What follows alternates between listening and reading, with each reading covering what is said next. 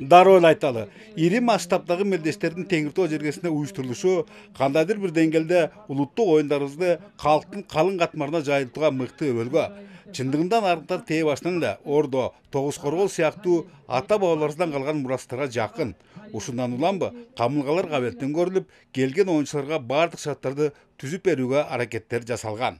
Ушул ат оюндарын даярдыгына биринчи биз өзүбүз демөөрчүлөр менен ушул мекеме ишканалардын жардамы менен баштаганбыз. Бүгүнкү күндө министрлер кабинетинин төрагасы Акылбек Сөнбековичтин резерв фондунан биздин Нарын районунун резерв фондуна 1 миллион сом акча каражаты келип түштү. Бул акча каражаты бүт ушул ат оюндардын даярдыгына жумшалат. Ошондой эле бул жерде ошол боз үйлөрдүн аренда платасына беребиз.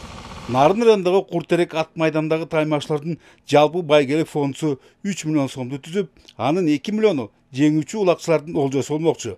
Ал эми калган суммасын ат оюндардын жана эр эңештин чеберлери талашат.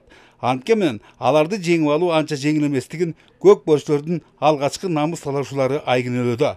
Ошол эле учурда ат салып жаткан 19 команданын баарысына эрежелерди толук биле беришпегендерин жашырбайлы. Команданын жетекчилери, капитандар болобу, ушулар бир балдарга ушуну правила берилген баардачы. Бирок окубайт да шунучу. Окуп билип алса, бизге да жеңил болмок, балдарга да жакшы болмок негизи. Шуну оюнчуларга эмне, багы таза ойношсун. Şu правиланы 5 колундай билип алса, судьяга жеңил бизге. Биз менен талашпай, тартышпайт эле да.